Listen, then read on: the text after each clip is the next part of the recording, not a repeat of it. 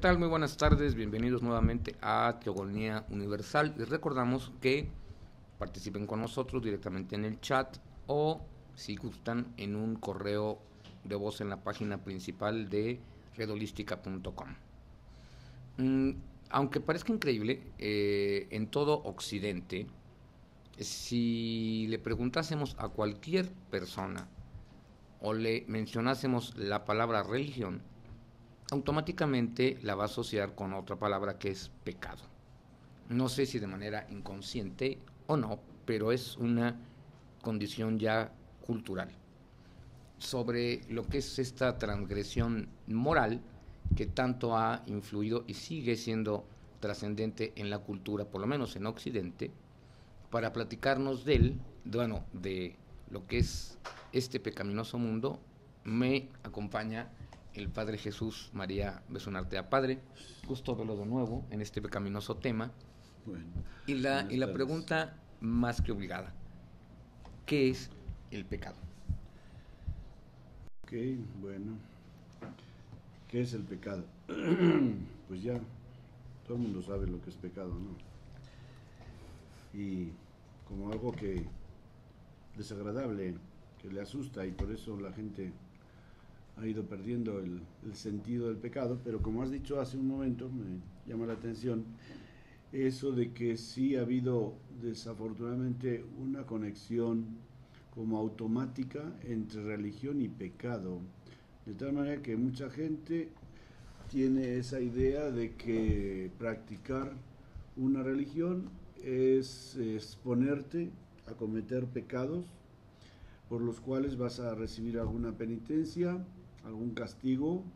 Y por otra parte, pues yo creo que sí hay muchos que han tenido la idea de que en el cristianismo todo es pecado y todo está prohibido, y que las cosas más apetecibles son pecado y están prohibidas, ¿no? Así es.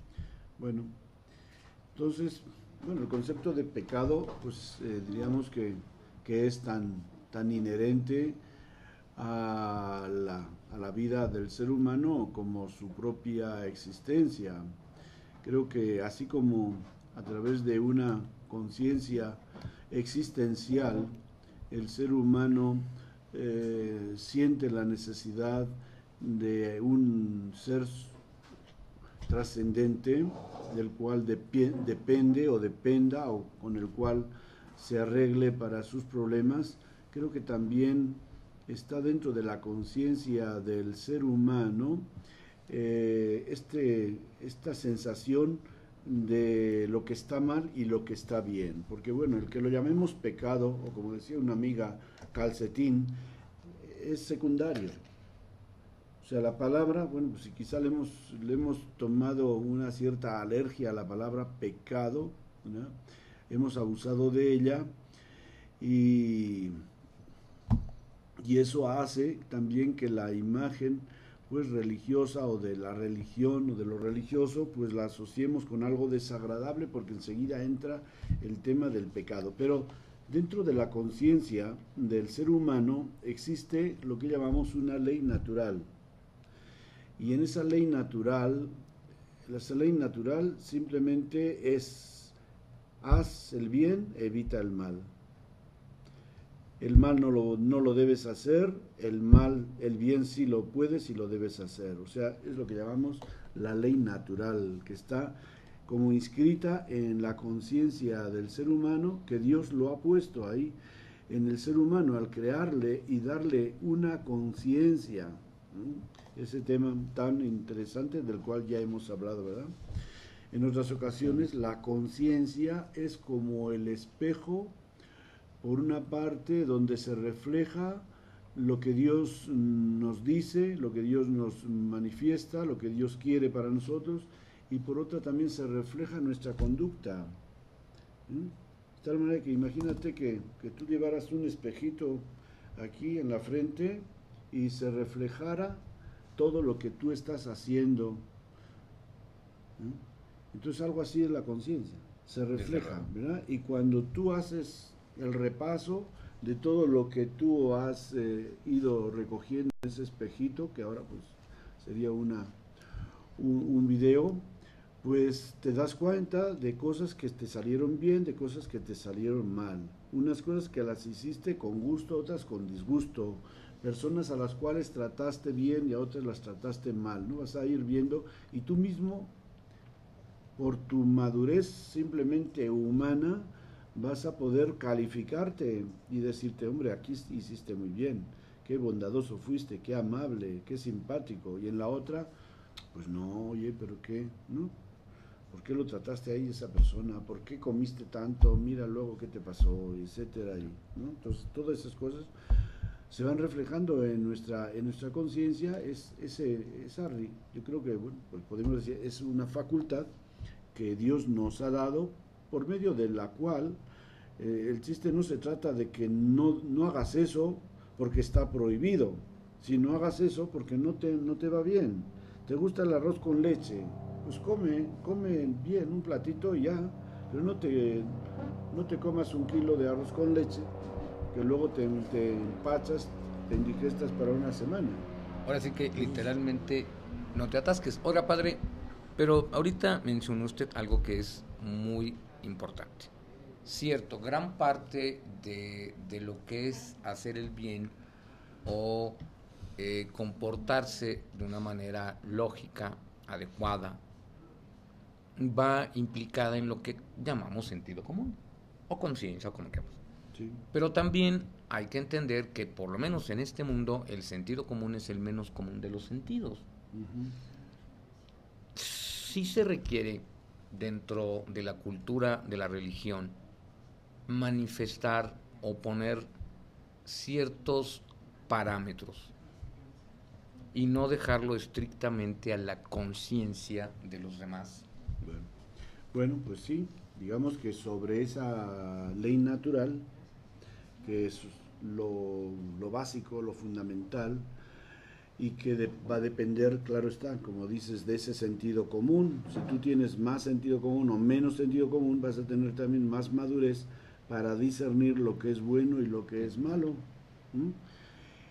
Por eso en la teología moral se distinguen distintas clases de conciencia, es decir, que ese espejito que tenemos, pues obviamente es como, no sé, ves tú los espejos de los carros, ¿verdad? ¿Cómo no? Y entonces el retrovisor, y te ponen los objetos, se ven más cerca de lo que están, ¿verdad? Sí. Entonces, y luego si vas tú a Chapultepec, a la casa de los espejos, ¿verdad? Pues cuidado, vas a ver, ¿no? Cosas muy raras, ¿no?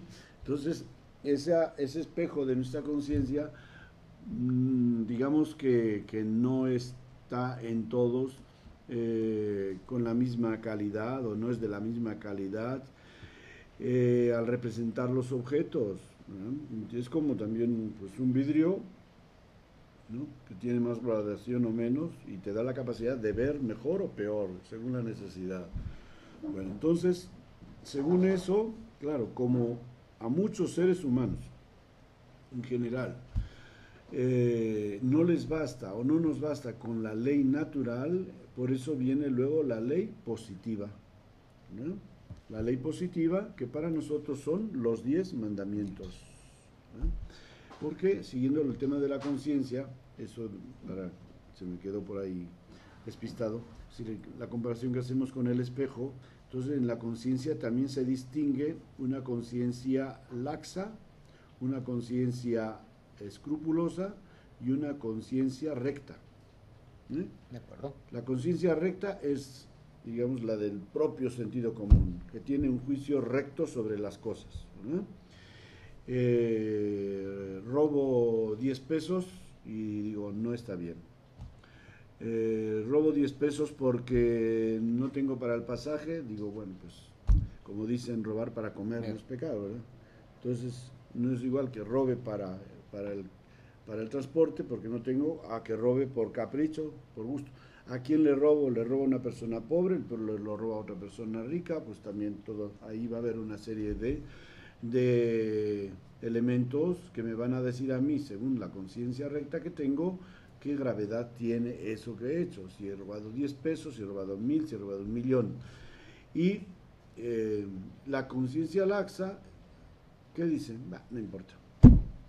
Para esa conciencia laxa nada es pecado, todo pasa. Es como ¿no? Un drenaje con agujeros muy gruesos. Sí, todo se va. Y Parecería como, escrupulosas al contrario. Tiene los como en agujeritos. psiquiatría algo así como una personalidad psicopática que no tiene Sí, sí. absolutamente ningún poder de autocrítica. Ajá. Y la escrupulosa es lo contrario. Es todo lo contrario. Tiene los agujeritos tan chiquitines que No se filtra cualquier nada. cosa ya pierde la paz, ya ahí, si habré pecado, si eso estará bien, si tal y que igual, unas angustias también tremendas porque pues exagera, no solamente exagera la materia, que la juzga grave sin serlo, sino que también exagera su preocupación y su ansia, Sí.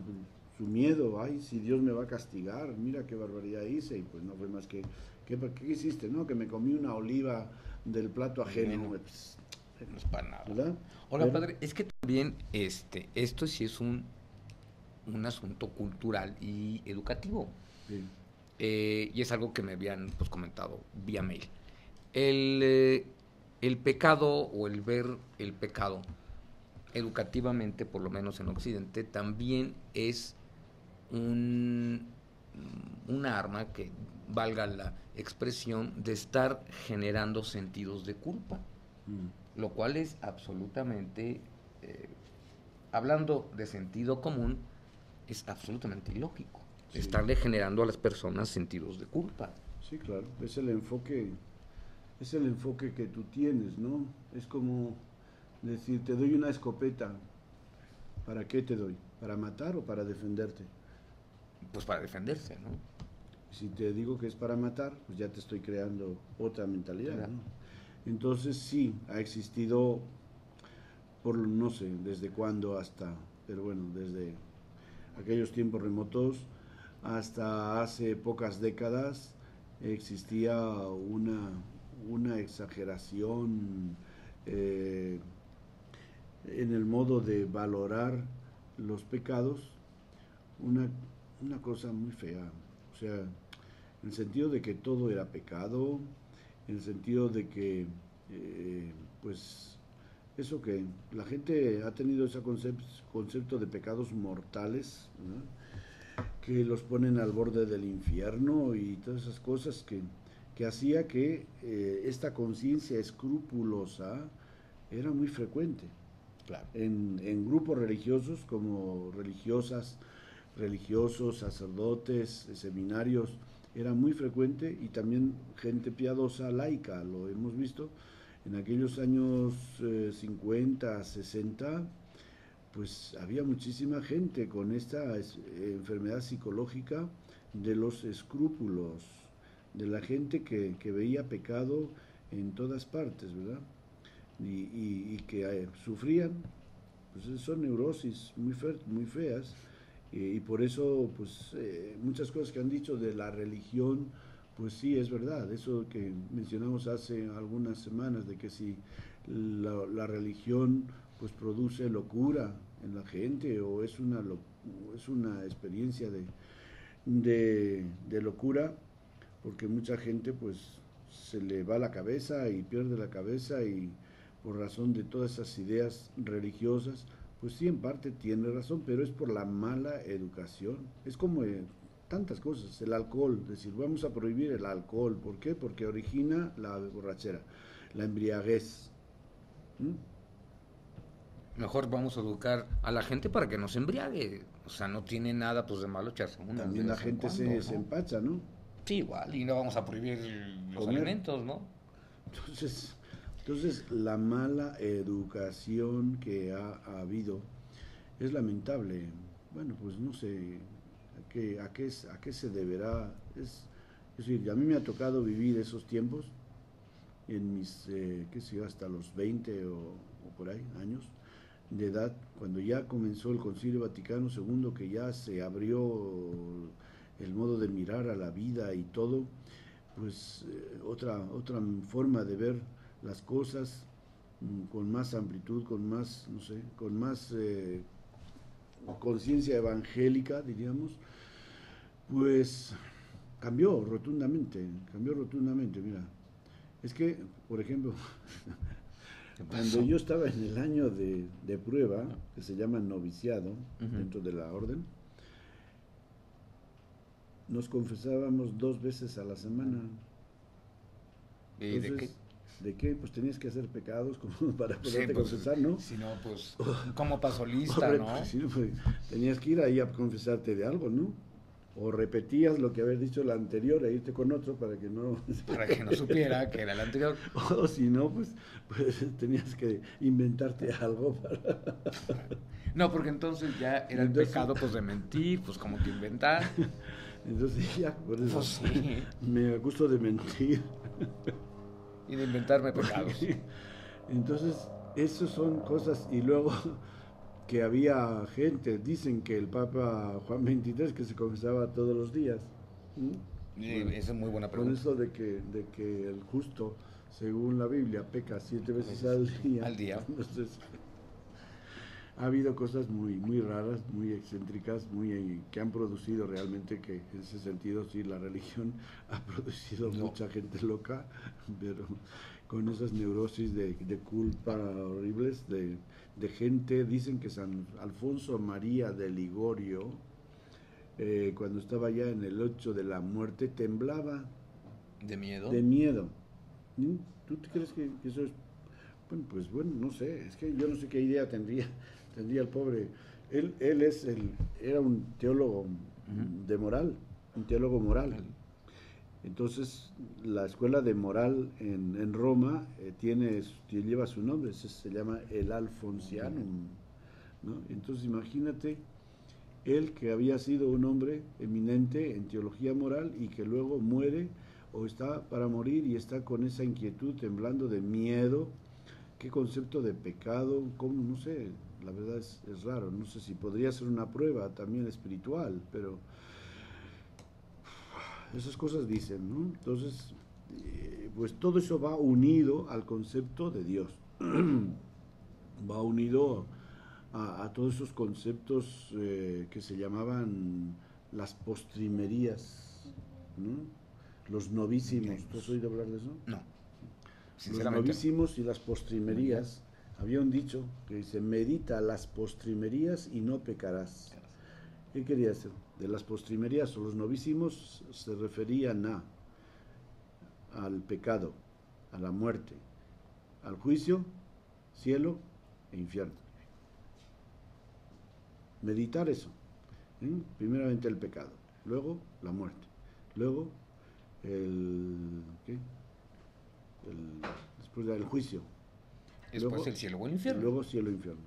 Y entonces pues te lo pintaban de tal manera, con unos tintes tan dramáticos y tan trágicos, pues que eran unos días de mucho sufrimiento de niños, de personas con pesadillas, etcétera, De ¿no? angustia. Y cómo podían exagerar, porque pues bueno, pues un niño, una cosa es ya una persona mayor que viva una vida, ¿no?, depravada, pero un niño seminarista, un religioso, una religiosa, ponerle las cosas de esa manera como para verlo ya a las puertas del infierno, No. y ¿no? Bueno, pues eso era una máxima, es decir, tú medita en esas cosas y no pecarás, ¿no? Entonces, qué enfoque tan pobre, ¿verdad?, de la vida.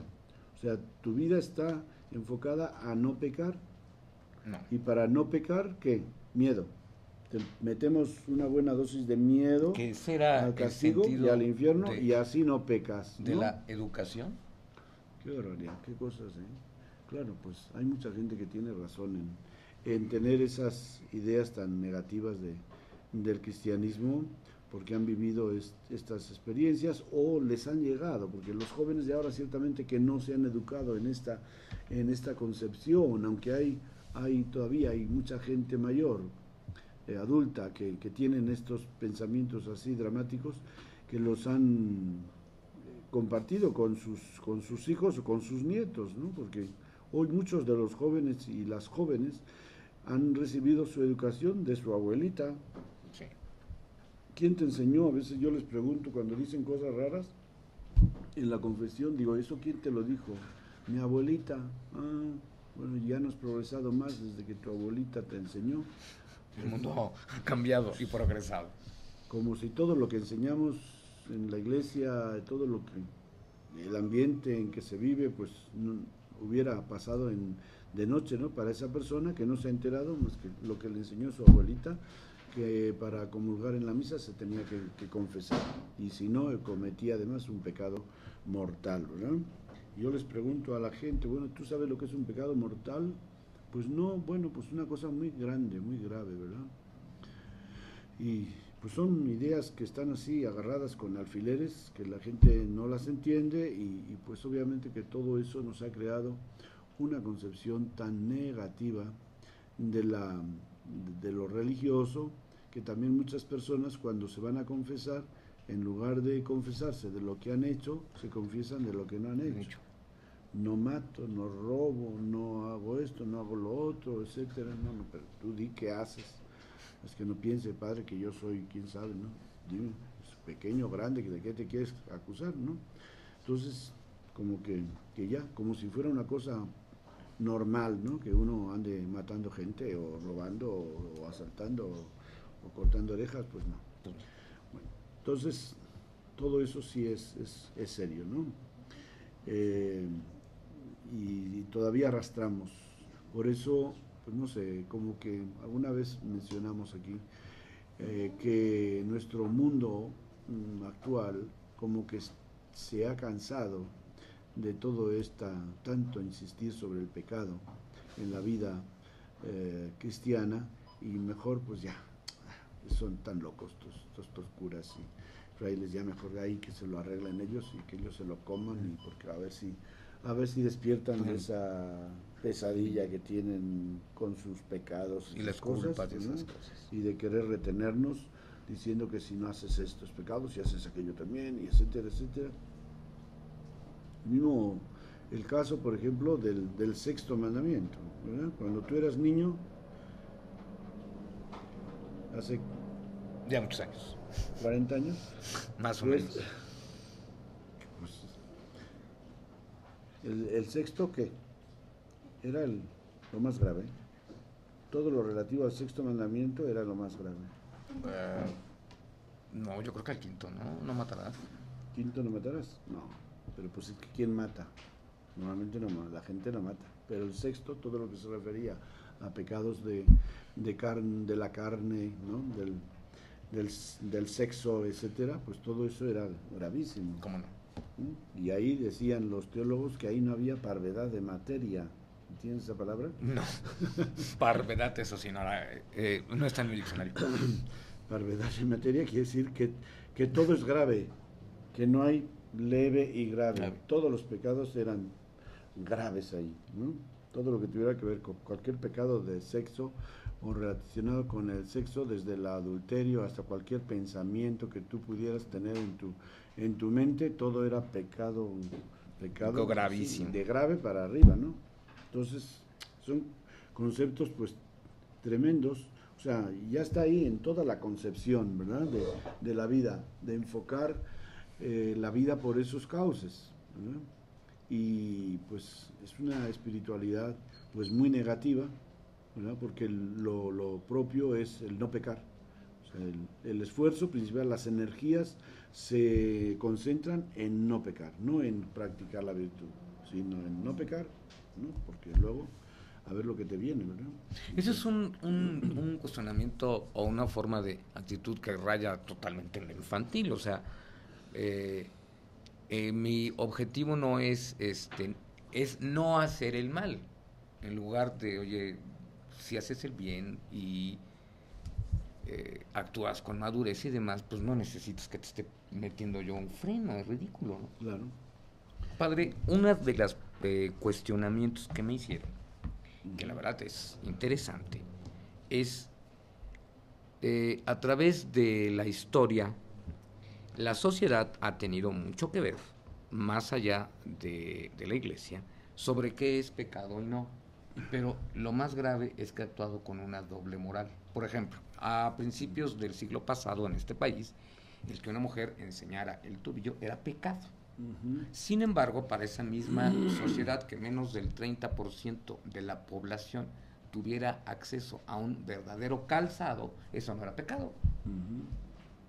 O Sí, sea, perdón, pero es que eso sí raya en lo incongruente. Estamos abandonando completamente a nuestros hermanos a la miseria y la pobreza, pero que se les vea un tobillo es pecado. Digo, por amor de Dios, eso es increíble. Y esa ujú. es una de las... esta doble moral que no es de la iglesia, sino de la sociedad, es un algo que ha causado un shock entre las generaciones posteriores a los inicios del siglo XX con la religión. Creer que fue la iglesia o la religión quien dictaba estas normas de doble moral. Sí, bueno. Sí, yo creo que también tiene que, bueno, puede ser en algunos casos, ya ves que la mujer siempre ha predominado un poco la idea negativa, algunos van a decir, un poco, Un poco. mucho. O sea, dentro de las culturas y dentro de la cultura bíblica, pues la mujer no sale muy bien parada, ¿verdad? ¿De Se acuerdo? dicen cosas muy bonitas en ciertos, eh, como la Biblia no la ha escrito una persona, sino que la han escrito muchas personas, pues había gente que tenía una opinión que venía originada por una cultura y otros que tenían otra opinión o en distintos tiempos, etcétera, ¿no? Entonces tú lees el libro de los proverbios y pues ahí vas a ver cosas muy feas sobre la mujer, ¿verdad? Lees el libro de la sabiduría y vas a ver cosas muy bonitas sobre la mujer y lees el cantar de los cantares y también cosas hermosas, lees el evangelio en general, el evangelio aunque no hable mucho de la mujer, pero en general es un concepto positivo sobre la mujer, sobre todo en el capítulo, en el Evangelio de San Lucas. Y de hecho Jesús la defiende cuando hablando del adulterio, dice, si tú miras a una mujer deseándola, ya cometiste adulterio, ¿no? Y ahí, ¿sobre quién está cargando las tintas? Sobre el hombre, no sobre la mujer. En ese sentido está defendiendo a la mujer porque diciendo, no, la mujer no es un objeto para que tú la mires, igual que miras un carro y dices, ay, qué carro, a ver qué hago para conseguir ese carro, Mercedes, no, pues la Meche no es igual que el Mercedes, ¿verdad? No. Entonces tienen una dignidad muy diferente y no puedes tratar igual a Meche Sí. que al Mercedes, ¿no? Pero, Sí, no es un claro, objeto. Ahora, no es un objeto. pues también existe algo que es absolutamente humano y normal, que es el sentido de lo que me gusta o me atrae o no, sin que necesariamente tenga un concepto nefando o negativo. Claro. Sería Pero es que, imposible que yo viese a una mujer que me parece guapa o bonita y no me llame la atención. No la estoy materializando o objetivizando, simplemente, bueno, pues también es una actitud por supuesto, normal. por supuesto que ante una persona bella, igual que ante algo bello, pues tú lo alabes, ¿no? Pues claro, Pero, por ejemplo, eh, mira lo que dice el Evangelio. Si tu ojo está sano, todo tu cuerpo estará luminoso. Pero si tu ojo está malo, todo tu cuerpo estará a oscuras. sí, bueno, sí, Entonces, ¿cómo miras tú a esa persona, concretamente a esa mujer? ¿Cómo la miras? ¿Con el ojo puro o con el ojo lleno de lujuria? pero a lo mejor ya si lo veo de la segunda forma es que ya lo que tengo es un trastorno de personalidad Pues severo, debe ¿no? haber, yo creo que el 80% deben estar trastornados. En una sociedad En como una sociedad esta, como la nuestra, materializada, con represión y una tú serie ves más de factores, sí. cómo generalmente los hombres miran a las mujeres que van bien presentadas, etcétera, Y ni tan bien presentadas, pero que balutos. o que mal presentadas, según como conceptúes lo de bien presentadas y Dado. mal presentadas, Y hay que ¿verdad? ver, ¿no? Yo sé que hay que ver cómo la se ve. ve, que como se dice en México, que la desnudan con los ojos, ¿no?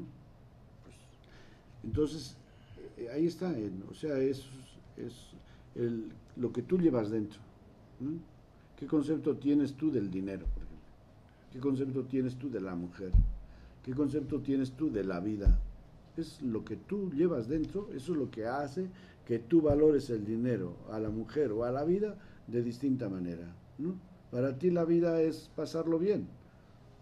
Para mí, pues sí, también es pasarlo bien, pero para ese pasarlo bien, ¿cómo? Haciendo lo que te da la gana, viviendo a costa de los demás, dándole rienda suelta a todo lo que te apetece.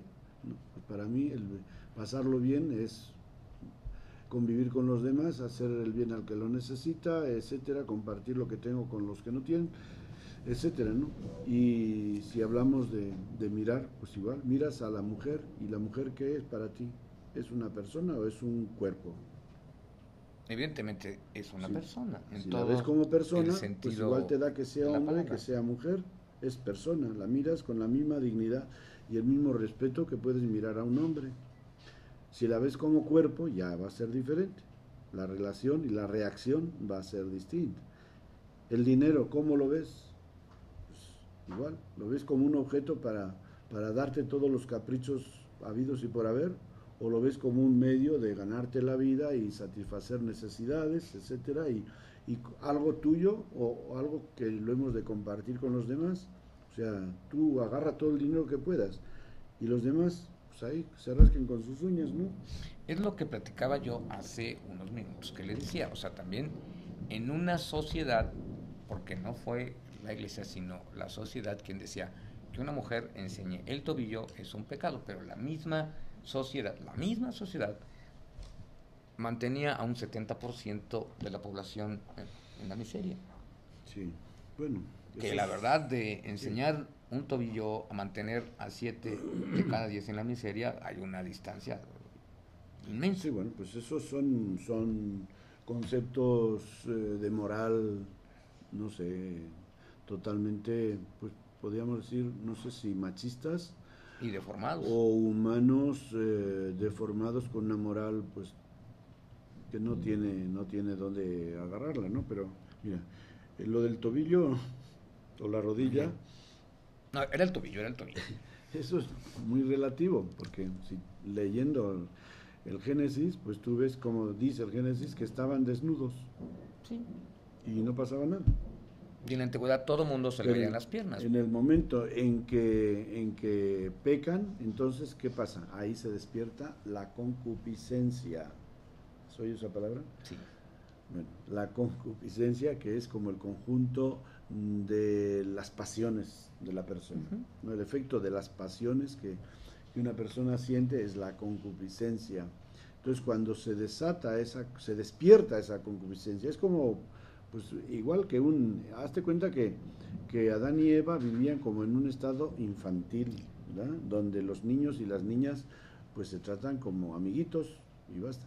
Pero una vez que ese niño o esa niña comienza a crecer y ya entra en la adolescencia, ya comienza a darse cuenta de que las niñas son diferentes y los niños también, y etcétera, etcétera, ¿no? Se va marcando esos dos campos. Entonces, en ese sentido, pues llega que cuando el hombre peca, entonces como que se despierta esa conciencia de que Eva era una hembra y que él era un varón y que su relación no era de amiguitos o de hermanitos, sino que era Iba un de poco más hombre allá. y mujer, de macho y hembra, ¿no? Entonces ahí se despierta esa concupiscencia de la lujuria, ¿verdad? Y por eso dice, por una parte se esconden y por otra se cubren con hojas de higuera, ¿no? Con esa forma, pues, parabólica, ¿no? Entonces ahí está, desde ahí viene todo lo demás. Entonces, el que tú veas pues igual, como si ves a un niño o una niña desnudo, pues no te producen nada, pero si ves a una joven, pues es diferente, el ¿Cómo no? sentimiento es distinto, ¿no? Entonces, ¿dónde está el problema? Está en lo que tú ves, No, en la conciencia está que, en que, ti, que yo mantengo. cómo lo ves, ¿ves? no ves a esa persona como niña, sino que la ves ya como mujer, y entonces hay un choque de sentimientos, un choque de pasiones entre esas dos personas, y eso hace que en ti se despierte esa pasión de la lujuria. Y en ese momento, claro, tú pues a veces, como dicen, es peor lo que se sugiere que lo que se ve, ¿verdad? Así Porque es. en ese sentido de que si ves el tobillo o ves la rodilla, pues eso, pues ha habido mucha, ¿no? Pues imagínate, si hace 50 años, bueno, hace 50 años, ¿cuánto fue? Que se comenzó la minifalda por allá por los años 60, ¿no? A Pues ya, principios de los 60 ya, sí, ya sí, sobrepasó los 50 años, sí, o sí. por ahí va. Pues ahí, en los años, ponen los años 40, en los años 50, pues la minifalda, pues qué barbaridad, ¿no?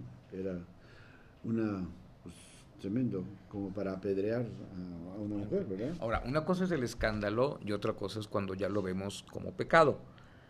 Y yo no me puedo ni imaginar cómo no es visto como un pecado, como una falta, como una transgresión de la moral, a permitir que 7 de cada 10 personas vivan en la miseria.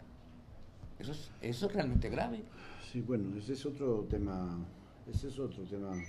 diferente que ya se aparta de lo que estábamos platicando sobre el concepto de pecado. Eso ya, Pero la vamos sociedad generó a, estas a con- poner condiciones. Una cosa sí es, ese, pero la es otra no. otro capítulo diferente. Diferente. Sí, lo tocaremos y si no tenemos tiempo hoy lo tocamos Vamos otro para la día, otra. ¿no? Pero porque eso trae mucho, hay mucho tomate ahí. ¿Mucho tomate en eso? Sí. Sí, sí, está. Sí, es Entonces, complejo. primeramente, el concepto, bueno, estamos hablando de este concepto de pecado, pues así muy infantil Sí. que hemos tenido, muy moralista, muy negativo que hemos tenido del pecado y de enfocar la vida de la persona religiosa más sobre lo que no debe o no puede hacer que sobre lo que puede y debe hacer, ¿verdad? Y entonces por eso de que hemos puesto la tinta en lo que no puede hacer, lo que no debe hacer, pues hemos dado mucha importancia al pecado, a los pecados, y los hemos dividido en distintas clases. Ahí viene eso que estás diciendo, porque ya el Evangelio y la Biblia nos habla de distintos pecados, gravedad de pecados, porque sí, ciertamente que no es igual una cosa que otra, no es igual un pecado, como dices tú, de enseñar el tobillo, a el pecado de David de quitarle la esposa a Urías, ¿verdad? Es algo mucho más grave, y Dios le pega duro ahí a David, precisamente porque ese pecado pues es un pecado que se puede decir como de los que claman al cielo, porque en la Biblia hay pecados que se llaman que claman al cielo. Es una expresión muy nuestra, ¿verdad? Dentro del lenguaje, de nuestro lenguaje, Coloquial. decir eso clama al cielo, ¿verdad? Padre. Y estamos exagerando, espera tantito. Mm. Estamos diciendo que es algo muy grave, ¿no? Y hay otros pecados que dice Jesús más le valían haber nacido, Sí. o más le valía Salud. ponerse una piedra de molino al cuello. O sea, son cosas Muy graves. muy graves en un Jesucristo que es una persona tan comprensiva, tan asequible para ofrecer el perdón, etcétera, y nos habla de situaciones muy graves de pecado y que tienen que ver, ¿no? Por ejemplo, cuando dice, más te valía atarte una piedra de molino al cuello y echarte al mar, está hablando de los pecados de escándalo. Hay del que escandalice a uno de estos pequeños, sean niños o sean mayores, ¿no? Pecados que claman al cielo, como la injusticia, la muerte de Caín, de Abel, a manos de su hijo Abel, de su hermano Abel, ¿no? O sea, la injusticia es un pecado que está muy gravemente sancionado, digamos. O sea, en la Biblia hay textos muy duros contra la injusticia. Por ejemplo, las palabras del profeta Oseas, las palabras del apóstol Santiago, pero muy duro contra los abusos de los que tienen dinero y los pobres que sufren necesidades. O sea, sí, ciertamente que sí, ¿no?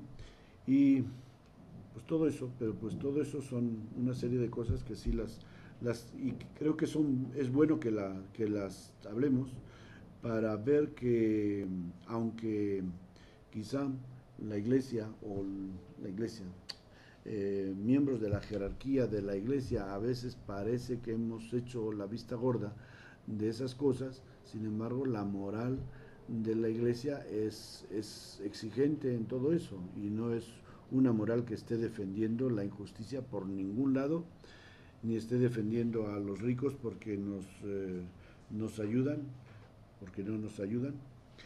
Hay algunos que sí, pero en general no. Los que ayudan a la iglesia no son los ricos, son la mayoría de los que van a la iglesia, que son gente pobre o clase media, ¿no? Bueno, por eso dicen que ahí el billete de 500 pesos estaba ahí, espera y espera para que lo fueran a tomar, para que entrara al cielo.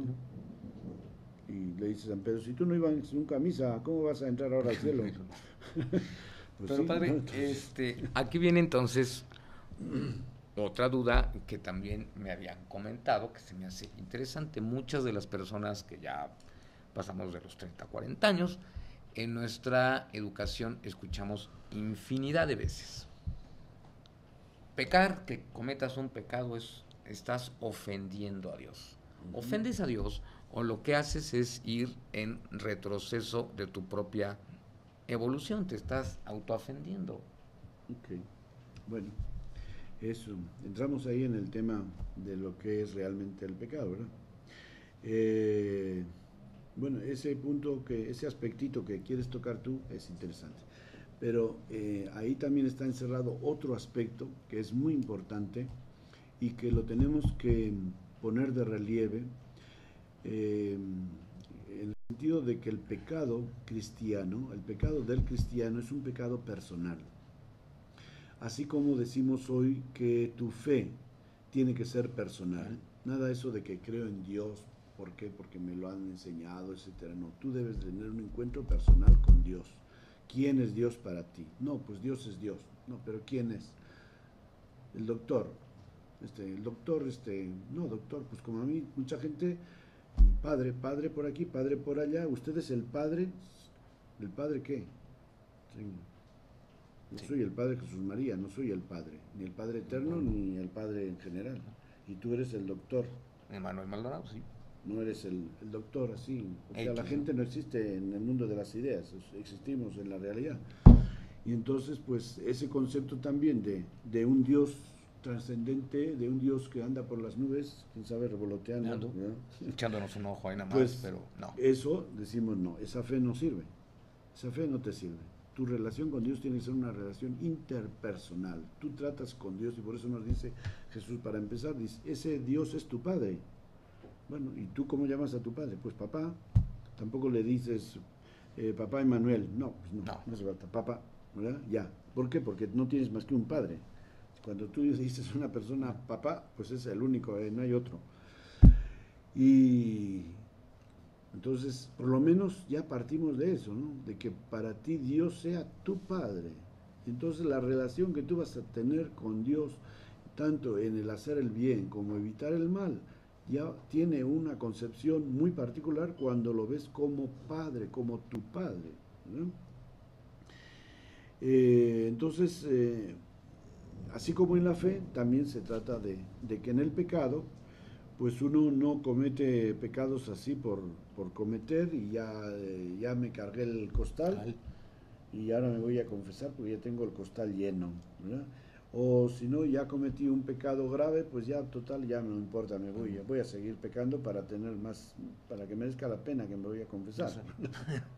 Digo, para no ir una sola vez en balde, ¿no? Que dan risa, son tristes, ¿verdad? Sí. Eso es muy triste que hayamos tenido esos conceptos, esa forma de pensar tan pobre, tan mezquina sobre lo religioso y que te despersonaliza tanto en lo bueno como en lo malo. Entonces, en ese sentido, es muy importante tener en cuenta que una de lo que caracteriza a la noción del pecado cristiano o de parte dentro de la moral cristiana, es el pecado con una relación con Dios. Eso de si ofendes o no ofendes, bueno, uno piensa, lo vive desde su concepción humana, pero si es, en ese punto has dicho una cosa buena, que es ver el pecado como ofensa a Dios, ¿verdad? De tu punto de vista subjetivo, ¿verdad? Del punto de vista objetivo, es decir, ¿tú realmente ofendes a Dios? No, no lo puedes ofender, porque entonces imagínate cómo estaría Dios, pobrecillo, ¿no? Sí, Con todos hecho los un pecados manojo ya de miseria, enojos, o sea, ¿no? Como pobrecillo, ¿no? O sea, estaría en una lágrima eterna. Pero sí retrocedo en una evolución como ser humano. Sí. Cuando soy nefasto, cuando pues cometo el mal, cuando hago todo tipo de omisiones, etcétera, voy en contra de mi desarrollo Sí. moral, Sí, espiritual. claro.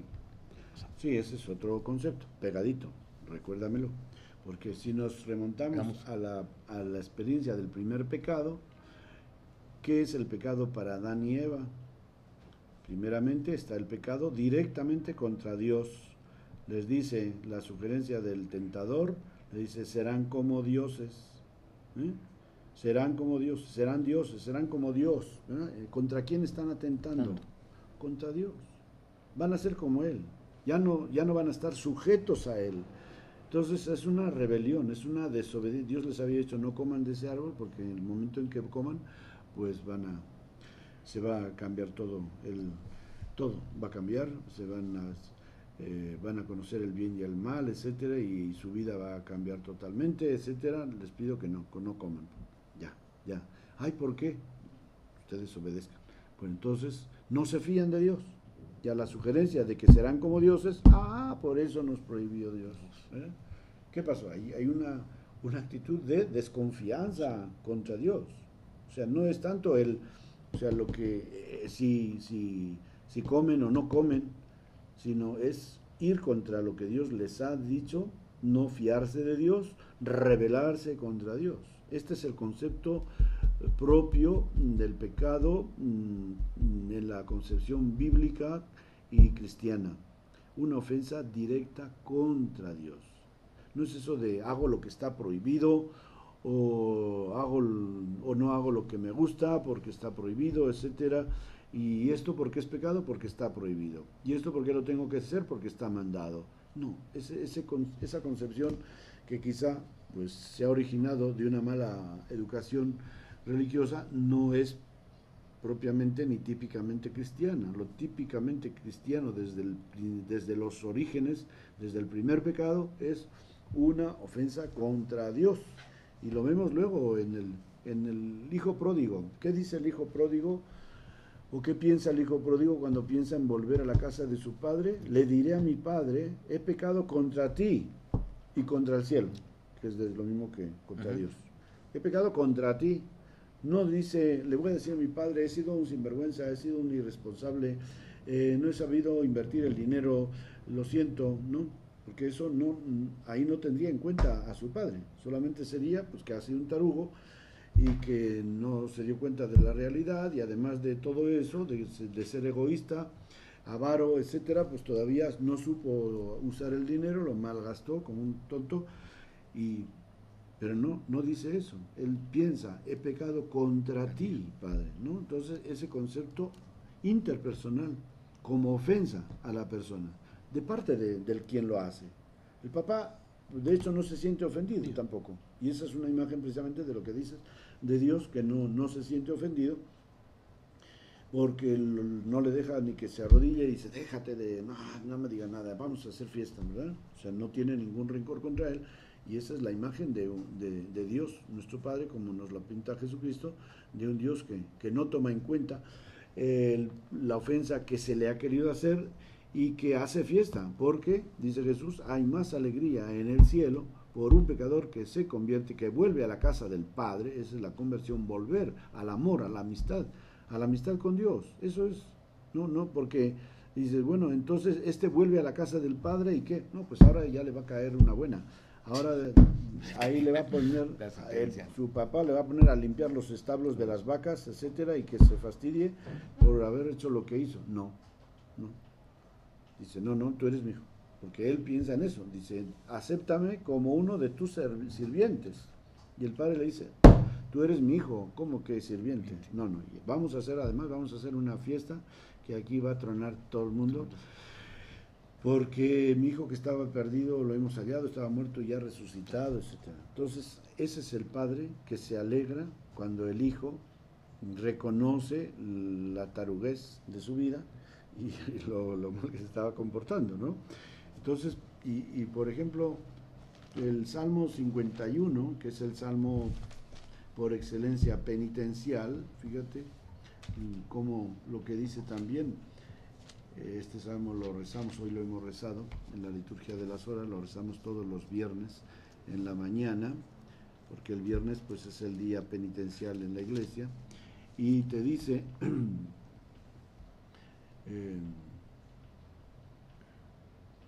mi pecado sin cesar está ante mí, contra ti, versículo 6, contra ti solo he pecado, contra ti.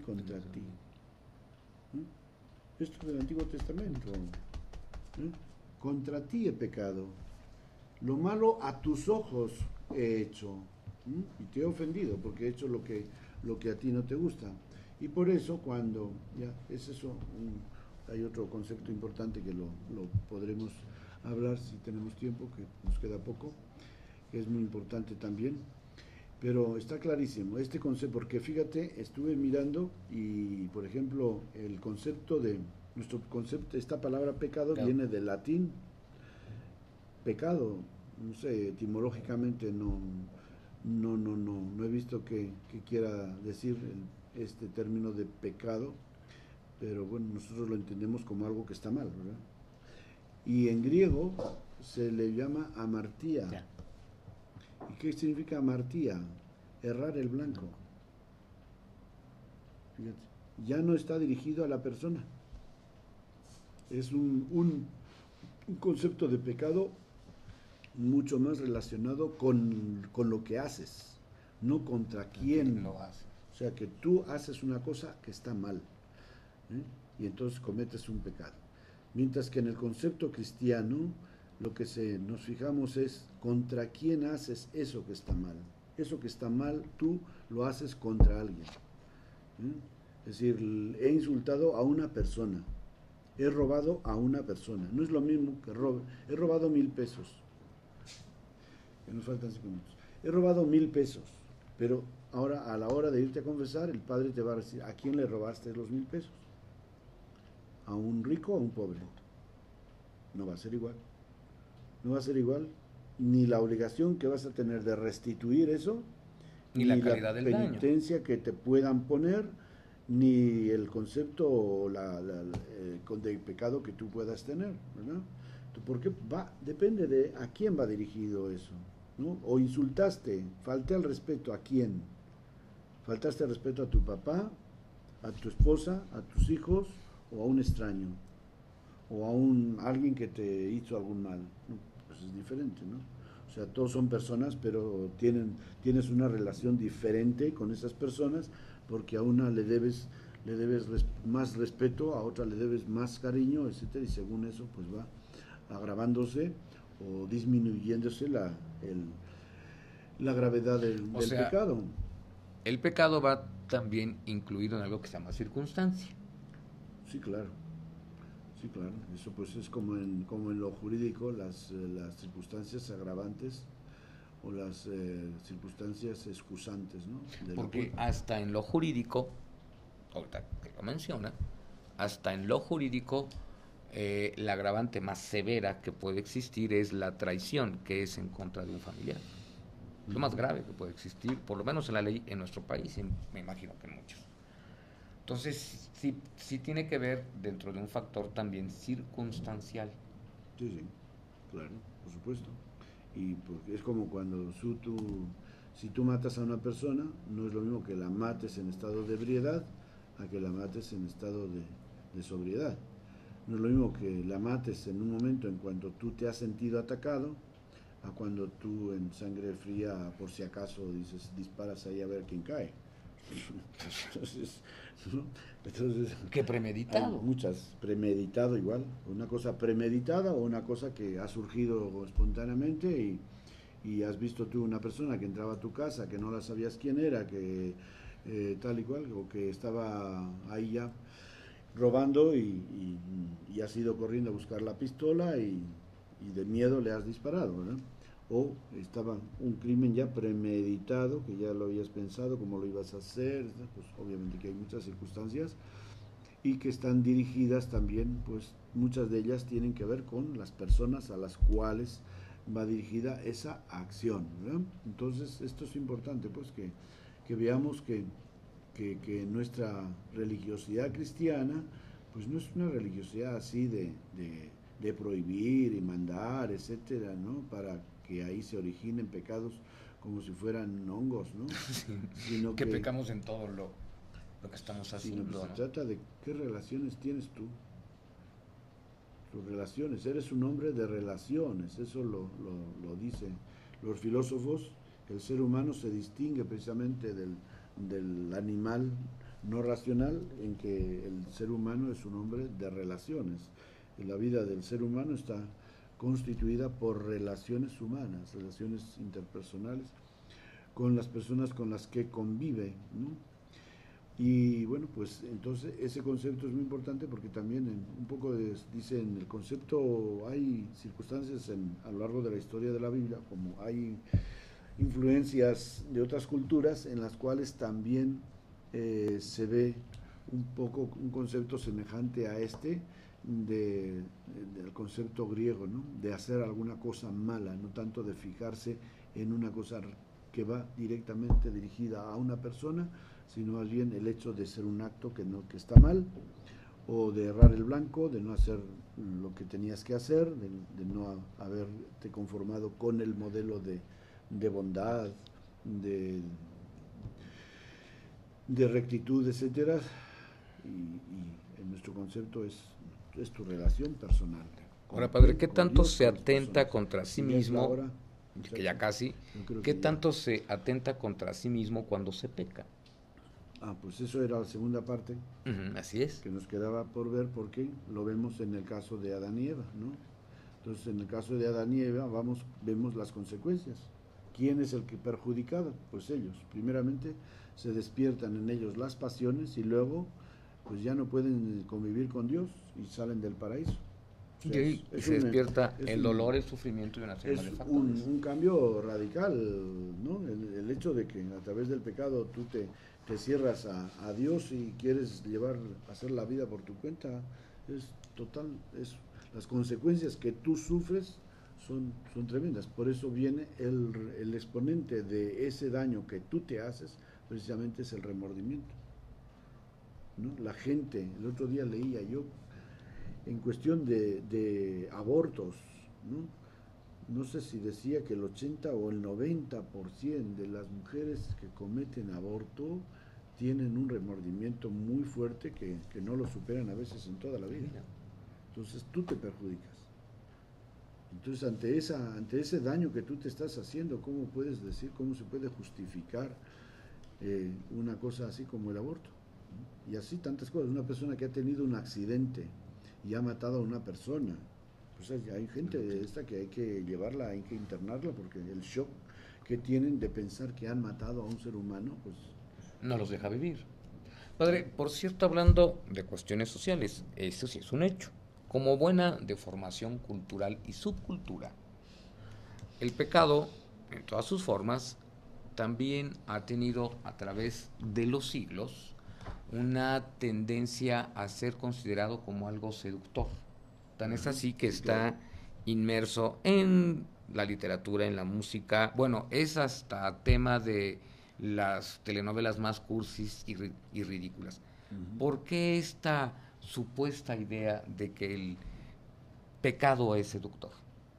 Que es algo que seduce, que atrae y que hay que vivir. Bueno, pues más que el pecado que sea seductor, es más bien circunstancias de la vida que te seducen porque atraen tu concupiscencia. Es decir, ante un fajo de billetes de 1,000 pesos, ¿qué pasa? Bueno, ¿Te puedo quedas tener tan frío o la tan, tentación tan de tranquilo? llevármelos, pero ahí viene ya la Aunque no sea la conciencia. tentación de llevártelos, puedes sentir el deseo, a ver cuánto me dan. Claro. Ante un plato o ante una mesa bien preparada y con platos suculentos, ante un pastel, si eres... ¿Adicto a los pasteles? ¿Qué te produce? Pasas por una esquina y están ahí con unas carnitas ahí friendo, ¿y qué? Pues te provoca la gula. ¿Cómo no? Ves igual, como lo decíamos antes, si ves a una mujer que provoque tu lujuria, pues también es algo que te provoca, no porque ella, como dicen, te esté provocando. Bueno, puede ser que sí, puede ser que no, según en qué zona de la ciudad vayas, ¿verdad? ¿Cómo? Pero Sí, y de las condiciones. ya Pero depende de ti, ¿no? De que tú tengas más o menos desarrollada esa sensibilidad de la lujuria, el que ante una imagen de una mujer te sientas atraído, seducido o encandilado, ¿verdad?